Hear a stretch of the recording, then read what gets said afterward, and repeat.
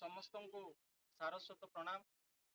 ମୁଁ ଶ୍ରୀମାନ ସୁଦୀପ୍ତ କୁମାର ପଣ୍ଡା ଅନଲାଇନ୍ କବିତା ଆସର ପରିବାର ସବିତା ଦୁର୍ଗ ବୌଦ୍ଧର ସଞ୍ଚାଳକ ଭାବରେ ଆପଣ ସମସ୍ତଙ୍କୁ ସ୍ୱାଗତ ଜଣାଉଛି। ଆଜିର ଆଲୋଚନାରେ ରହିଛି ପର୍ଯ୍ୟାବରଣ ତତ୍ତ୍ୱ। ଆପଣମାନଙ୍କୁ ଏକ ସୂକ୍ଷ୍ମ ପର୍ଯ୍ୟାବରଣ ତତ୍ତ୍ୱ ବିଷୟରେ ଆଜି କହିବା ପାଇଁ ଚାହୁଁଛି। ଆପଣମାନେ ଦେଖୁଥିବେ ଏଇ ରାସ୍ତାରେ ଗଲାବେଳେ କିମ୍ବା ଯେକୌଣସି ରାସ୍ତା ପାର୍ଶ୍ୱରେ ଅନେକ ବୃକ୍ଷଲତା ସୁଶୋଭିତ ହୋଇଥାଏ।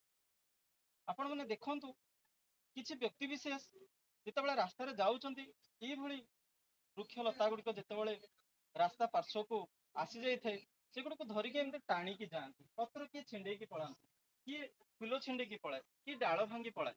ଆପଣମାନେ ଦେଖନ୍ତୁ ଏମାନେ ବି ଗୋଟେ ଛୋଟ ଶିଶୁ ଭଳି କେତେ କଷ୍ଟ ପାଉଥିବେ। ଆପଣମାନଙ୍କୁ ମୁଁ ଦେଖଉଛି କିଛି କଟା ପତ୍ର ଆପଣମାନେ ଦେଖିପାରୁଥିବେ।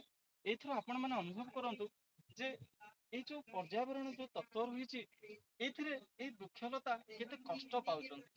ଆପଣମାନେ ଏଇ ଛୋଟ ଛୋଟ ଜିନିଷ ପ୍ରତି ଧ୍ୟାନ ଦିଅନ୍ତୁ ଏବଂ ଜଣେ ମଣିଷତ୍ୱର ପରିଚୟ ଦିଅନ୍ତୁ। ମଣିଷର ଯୋଉ ସ୍ୱାଭାବିକ ପ୍ରକୃତି ରହିବା କଥା ସେ ପ୍ରକୃତି ସହିତ ଆପଣ ବଞ୍ଚନ୍ତୁ। ଦେଖିବେ ଆପଣ ଏଇ ଦୁନିଆରେ ଜଣେ ଶ୍ରେଷ୍ଠ ମଣିଷ ମଧ୍ୟ ହେଇପାରିବେ। ଏବଂ ଏଇ ଯୋଉ ଛୋଟ ଛୋଟ ପର୍ଯ୍ୟାବରଣ ତତ୍ତ୍ୱକୁ ନେଇ ଆପଣ ଆଗକୁ ଚାଲନ୍ତୁ। ଆଜି ପାଇଁ ଏତିକି, ପୁଣି ଦେଖାହବା ଆଗାମୀ ଅଧ୍ୟାୟରେ। ସେତେ ଯାଏ ମତେ ବିଦାୟ ଦିଅନ୍ତୁ। ଆପଣମାନେ ମତେ ଧୈର୍ଯ୍ୟର ସହିତ ଶୁଣିଥିବାରୁ ଆପଣଙ୍କୁ ପୁଣି ଥରେ ଧନ୍ୟବାଦ ଜଣାଉଛି।